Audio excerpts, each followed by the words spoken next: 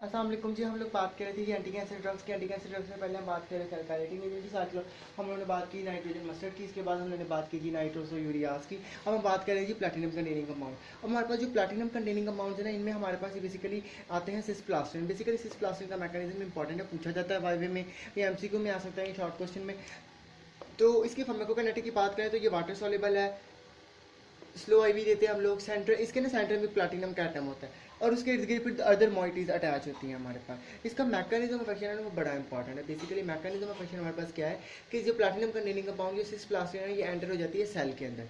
Cell के अंदर enter होने के बाद ही होती है जी कन्वर्ट या डिग्रेड या मेटाबोलाइज, और चेंज हो जाती है जी एक कम्प्लेक्स मॉइटी के अंदर।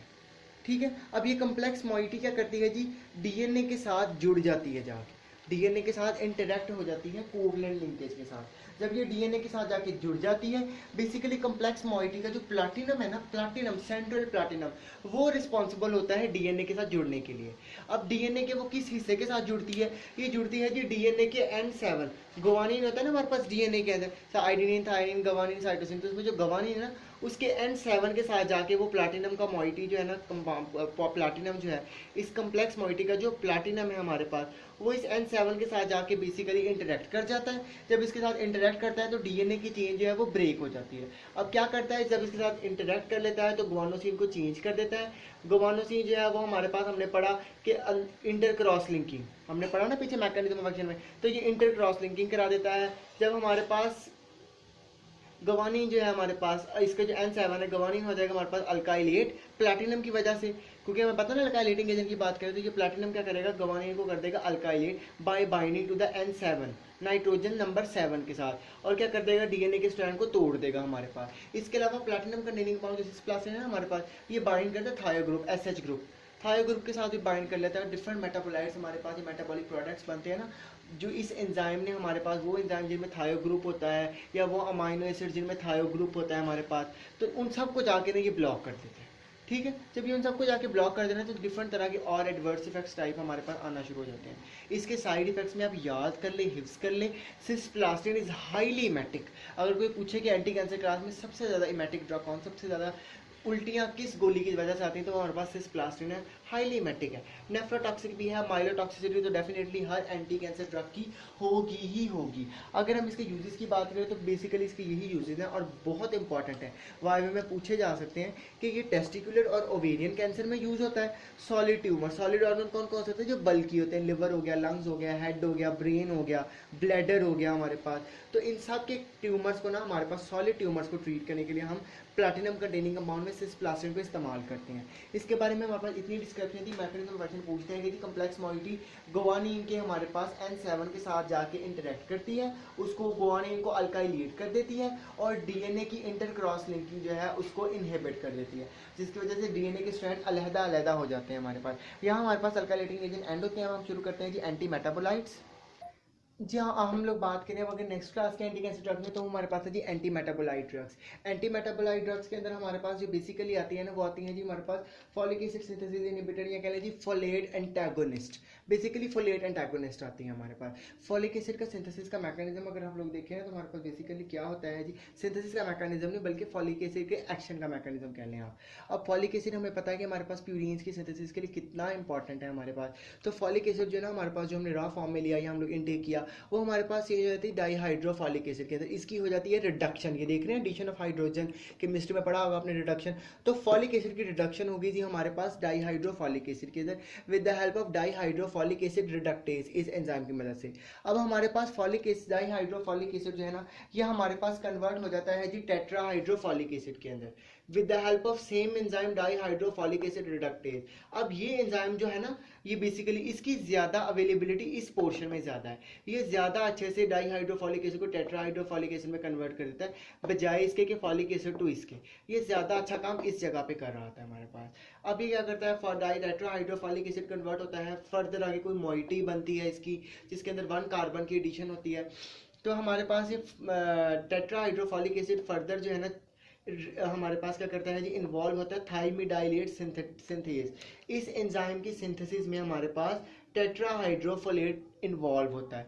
ये होगा तो ये एंजाइम बनेगा। अब थाइमिडाइलेट सिंथेस का क्या काम होता है, हमारे पास DUMP को DTMP, deoxy uridine monophosphate, deoxy uridine monophosphate को डीऑक्सीथाइमिडीन मोनोफास्फेट के अंदर चेंज करना।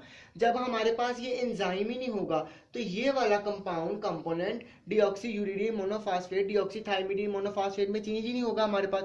जब हमारे पास थाइमिडीन नहीं होगा हमारे पास तो डीएनए की सिंथेसिस जो है हमारे पास वो तो इनहिबिट हो जाएगी। जब डीएनए नहीं बनेगा हमारे पास तो सेल प्रोलिफरेट कैसे करेगा, अपने फंक्शंस कैसे परफॉर्म करेगा, तो सेल मर जाता है इस तरह हमारे पास। बेसिकली अब हमारे पास मेथोट्रेक्सेट करती क्या है, बेसिकली सिर्फ फार्माकोकाइनेटिक के बारे में थोड़ी सी बातें सुन लें। ऑरल देते हैं, आईवी इंट्रामस्कुलर भी दे देते हैं, लो लिपिड सॉल्युबल है इसलिए ब्लड में को क्रॉस नहीं करती खास, आईवी के फॉर्म में हम दे देते हैं। इसके अलावा लिवर से मेटाबोलाइज होती है, ऐसा कोई खास बात नहीं इसके अंदर। इसका मैकेनिज्म ऑफ एक्शन अगर हम लोग देखें तो ये क्या करती है जी, डाईहाइड्रोफोलिक एसिड रिडक्टेज या डाईहाइड्रोफोलेट रिडक्टेज इस एंजाइम को कर देती है इनहिबिट। इसकी ज़्यादा अवेलेबिलिटी जो है ना इस पॉइंट पे है, ये ज़्यादातर ना इस पॉइंट को, इस स्टेप को ब्लॉक करती है हमारे पास। क्या करती है जी, ब्लॉक कर देती है जब हमारे पास डाईहाइड्रोफोलिक एसिड टेट्राहाइड्रोफोलिक एसिड के अंदर चेंज ही नहीं होगा। जब टेट्राहाइड्रोफोलिक एसिड फर्दर प्रोसेस नहीं होगा, थाइमिडाइलेट सिंथेज एंजाइम बनेगा ही नहीं, तो डीऑक्सी यूरिडीन मोनोफॉस्फेट थाइमिडीन के अंदर कैसे चेंज होगी। जब ये इसमें चेंज नहीं होगी तो डीएनए का मॉलिक्यूल नहीं बनेगा। जब डीएनए नहीं हमारे पास बनेगा तो सेल मर जाएगा। बेसिकली ये हमारे पास मैकेनिज्म ऑफ एक्शन है मेथोट्रेक्सेट का हमारे पास, ठीक है जी। प्रोनाउंसिएशन आप अपने हिसाब से कर सकते हैं। अगर हम लोग बात करें एंटीमेटाबोलाइट ड्रग्स की तो इसकी जनरल इंट्रोडक्शन की, तो बेसिकली एंटीमेटाबोलाइट ड्रग्स हमारे पास क्या करती हैं जी, ये बेसिकली हमारे पास ना एनालॉग्स हैं नॉर्मल कंपोनेंट्स की। नॉर्मल कंपोनेंट्स के क्या हैं, ये हमारे पास एनालॉग्स होते हैं मतलब एंटी मेटाबोलाइट ड्रग्स जो हमारे पास इनहिबिट कर देते हैं हमारे पास यूटिलाइजेशन ऑफ सब्सटेंसेस को। अब हमें पता है कि हमारे पास फॉलिक एसिड को कितना अच्छे से मतलब इंपॉर्टेंट है डीएनए के सिंथेसिस के लिए, तो इस कंपाउंड की यूटिलाइजेशन को मेथोट्रेक्सेट जो है ना ब्लॉक कर देगी। जब ये इस्तेमाल ही नहीं हो रहा है ये बनाने के अंदर तो ये बड़ा बड़ा बेकार हो जाएगा हमारे पास, और डीएनए जब सिंथेसाइज नहीं होगा तो सेल जो है वो मर जाएगा।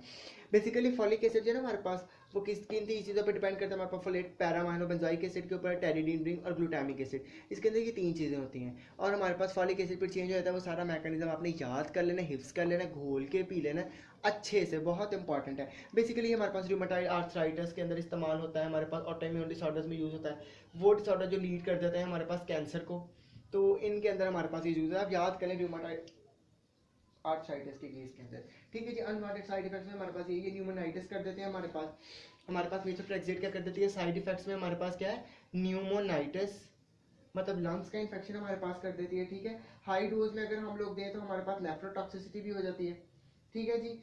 इसके अलावा हमारे पास रीनल ट्यूब्यूल्स को भी ये मेटाबोलाइट जो है डैमेज करते हैं हमारे पास, तो ये इसके साइड इफेक्ट्स हैं मेजर हमारे पास। नेक्स्ट अगर हम लोग बात करें पायरिमिडीन एनालॉग्स की और प्यूरिन एनालॉग्स की, और फिर इसको हम लोग एंड करते हैं। हम लोग बात करें अगली ड्रग्स की, हमारे पास है जी पायरिमिडीन एनालॉग्स, जिनमें हमारे पास दो ड्रग्स हैं जी, फ्लोरोयूरासिल है, दूसरी है साइटाराबिन। फ्लोरोयूरासिल की बात करें हमारे पास तो फ्लोरोयूरासिल जो है हमारे पास ये कन्वर्ट हो जाती है हमारे पास एक्टिव मॉइटी के अंदर 5-फ्लोरोयूरिडीन मोनोफॉस्फेट। अब 5-फ्लोरोयूरिडीन मोनोफॉस्फेट क्या करती है कि कोवलेंट बॉन्ड बना लेती है हमारे पास मिथाइल टेट्राहाइड्रोफोलिक एसिड के साथ। मिथाइल टेट्राहाइड्रोफोलिक एसिड हमारे पास थाइमिडाइलेट सिंथेज का कंपोनेंट है, तो बेसिकली जब इसके साथ एक कॉम्प्लेक्स मॉलिक्यूल बना लेती है तो हमारे पास थाइमिडाइलेट सिंथेज जो है ना ये हो जाता है जी इनहिबिट। जब ये एंजाइम इनहिबिट हो जाएगा हमारे पास, हमें पता है इसका काम क्या है, डीऑक्सी यूरिडीन मोनोफॉस्फेट को डीऑक्सीथाइमिडीन मोनोफॉस्फेट में चेंज करना। जब ये इनहिबिट हो गया तो ये कन्वर्जन नहीं हो रही और हमारे पास डीऑक्सीथाइमिडीन मोनोफॉस्फेट का लेवल कम हो जाएगा बॉडी के अंदर। जब कम होगा तो डीएनए की जो सिंथेसिस है हमारे पास वो भी इनहिबिट कर जाएगी हमारे पास। डीएनए नहीं होगा तो आरएनए, प्रोटीन, कोई भी चीज़ आगे नहीं बनेगी, तो सेल जो है वो मर जाएगा हमारे पास। आपने याद रखना है फ्लोरोयूरासिल डीएनए की सिंथेसिस को इनहिबिट कर रही है हमारे पास, आरएनए की सिंथेसिस को डायरेक्टली इनहिबिट नहीं कर रही, बिकॉज आरएनए में थाइमिडीन की जगह यूरासिल इस्तेमाल होता है और वो वैसे ही प्रेजेंट है। तो ये बात याद रखनी है कि डायरेक्टली आरएनए की सिंथेसिस को इनहिबिट नहीं कर रही। हाँ, डीएनए की वजह से आरएनए की सिंथेसिस इनहिबिट हो वो अलहदा बात है, लेकिन डायरेक्टली ये नहीं कर रही। थोड़ी इसके बारे में आपने फ्लोरोयूरासिल के बारे में बस यही बात याद रखनी कि डीएनए सिंथेसिस इनहिबिटर है हमारे पास। बेसिकली लेकिन आरएनए को इनहिबिट नहीं करती, आरएनए की सिंथेसिस को डायरेक्टली इनहिबिट नहीं करती। सेटेराबिन की बात करें हमारे पास, तो ये डीएनए को सिंथेसिस को इस हिसाब से इनहिबिट करता है कि ये चेंज होता है 5 फॉस्फेट यूरासिल के अंदर। अब 5 फॉस्फेट यूरासिल क्या करती है, डीएनए पॉलीमरेज के साथ ही जुड़ जाती है जाके। जब उसके साथ जाके कोवलेंट बॉन्ड बनाती है तो डीएनए पॉलीमरेज इनहिबिट हो जाता है। जब डीएनए पॉलीमरेज हमारे पास काम नहीं कर रहा तो वो डीएनए की सिंथेसिस भी नहीं कराएगा, इस तरह डीएनए की सिंथेसिस हमारे पास रुक जाती है। तो ये हमारे पास पायरीमिडीन एनालॉग्स है। नेक्स्ट हमारे पास प्यूरीन एनालॉग्स है।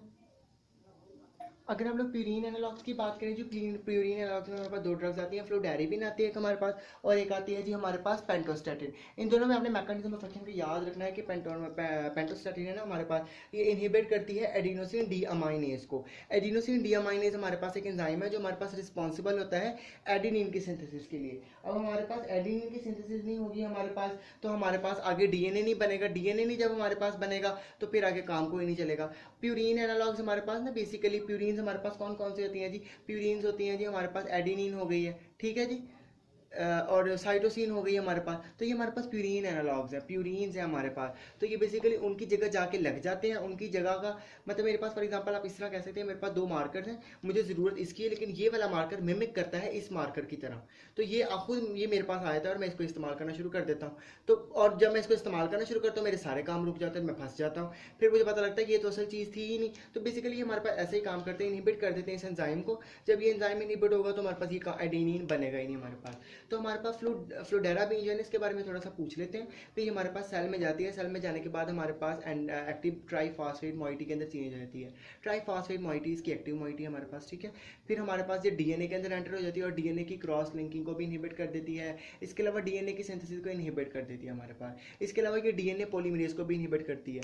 कुछ बुक्स में लिखा हुआ है कि साइटेराबिन जैसा एक्शन करती है हमारे पास, तो साइटेराबिन भी यही था कि ये डीएनए पॉलीमरेज को इनहिबिट कर देती है हमारे पास, ठीक है। तो हमारे पास ये बेसिक मैकेनिज्म है कि फार्माकोकाइनेटिक में याद रखने वाली ऐसी कोई खास बात नहीं, ऑरली अब्जॉर्ब हो जाती है, लिवर से मेटाबोलाइज होती हैं, यूरिन से एक्सक्रीट आउट हो जाती हैं हमारे पास। बस यही छोटी मोटी बातें थी हमारे पास। नेक्स्ट हमारे पास साइटोटॉक्सिक एंटीबायोटिक्स है, नेक्स्ट वीडियो में हम लोग वो पढ़ेंगे। If you have any query you can always ask me. Thank you.